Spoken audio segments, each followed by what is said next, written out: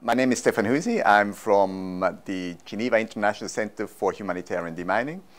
I'm the director of this institution.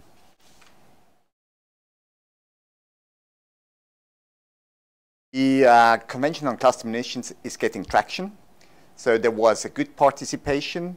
It's still a relatively young convention, but with 75 member states parties, and more than 110 signatories.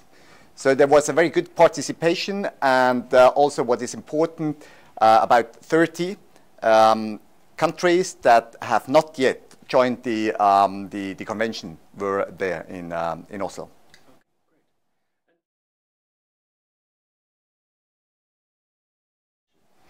Well, definitely. First, I think there is one of the major achievements, and this is part of the prevention, is the stockpile destruction. So the states parties, they reported on the progress on stockpile destruction, and it's quite remarkable, the quantities that have already been destroyed. I think there is definitely a political momentum as well, because there is with this big number of states parties, there is a stigmatization of this weapon.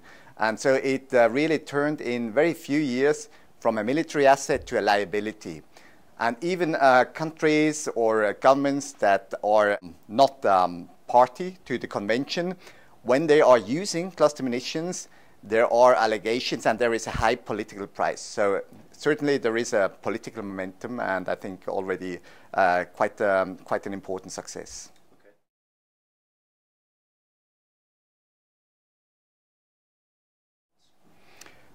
I think it took a while until these countries had their programs in place.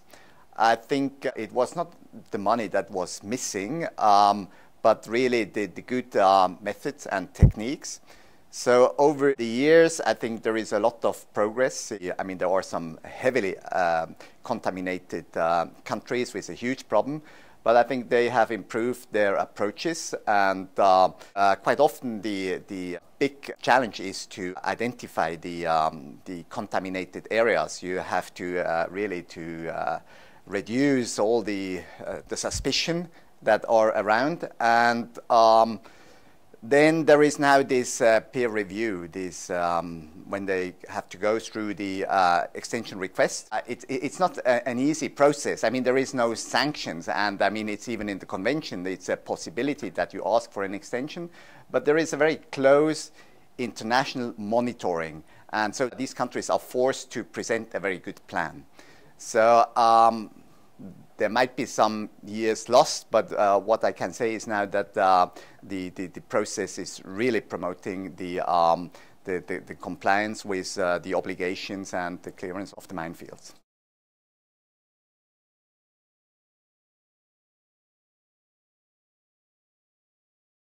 Well, there is a process for the extension, and so it's not a compliance issue then, as long as they get the approval, and as long as in their transparency reports they are reporting the contamination or the stockpiles. By the way, the stockpiles, that's a very limited number of countries that are have missed the deadline, and there you're right, there it's a compliance issue, because for the stockpile destruction there is no extension. So, but when it comes to the clearance, there is different. There is this option which is foreseen in the convention, in the Mine Ban Treaty.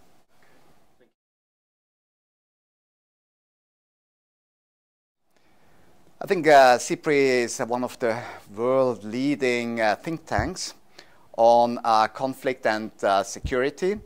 I think now that with landmines and the anti-personnel mines and the cluster munitions, some of the worst weapons have been singled out.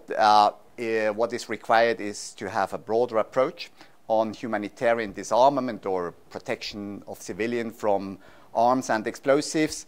And I'm sure that their SIPRI can contribute in an important way when it comes to study the humanitarian and the development impact of the contamination, and of course the impact as well of the international response and the national activities.